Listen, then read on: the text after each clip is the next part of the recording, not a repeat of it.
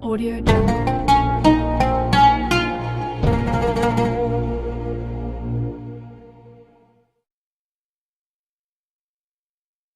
Kalau kita naik kapal, anginnya kencang, ombaknya kuat, maka yang menyelamatkan itu adalah nakhoda.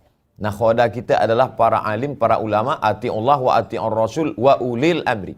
Kata ulama, ulil amri itu maknanya dua. Yang pertama, ulil amri, raja, sultan. Yang kedua, makna ulil amri adalah ulama. Kalau kita berpegang kepada ulama, ulama yang bukan wahabi, yang bukan syiah, bukan mu'tazilah, bukan khawarij, bukan qadariyah, bukan jabariyah, tapi ulama yang ahlus sunnah wal jamaah. Akidahnya Imam Abul Hasan al-Ash'ari, fiqahnya bermazhab syafi'i, tasawufnya sunni bermazhab Imam Abu Hamid al-Ghazali. Jadi ulama ini kita berpegang, yang memberikan fatwa, mufti, lalu kemudian selepas itu kita, batin kita diisi dengan salawat, diisi dengan zikir. Kata Imam As-Sanusi dalam kitab Syarah As-Sughra, kalau di akhir zaman nanti susah ingin mendapatkan mursyid, pembimbing zikir, maka banyak-banyaklah bersalawat. Orang yang banyak bersalawat, dia akan dapat bimbingan dari Rasulullah sallallahu alaihi wasallam.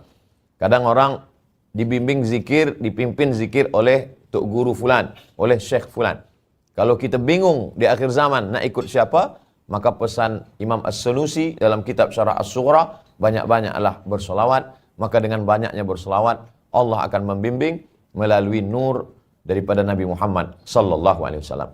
Alhamdulillah di merata-merata tempat ada salawat Al-Burdah, ada salawat Simtud Durar, ada salawat Ad-Dibai, ada salawat Al-Barzanji, ada salawat Ad-Diyaul Lami. Itu semua isinya adalah maulid, isinya tiga. Yang pertama salawat, yang kedua sejarah Nabi, yang ketiga zikir-zikir, doa-doa. Semua itu baik kita laksanakan, baik di rumah, di office, di keluarga, di masjid, di surau. Itu semua untuk menguatkan hati kita di fitnah akhir zaman. Mudah-mudahan dengan bersilaturahim, dengan berjumpa, dengan mengaji, Allah kuatkan hati kita. Yusbihu mu'minan, ada orang yang paginya beriman, wa yumsi kafiran, petangnya menjadi kafir.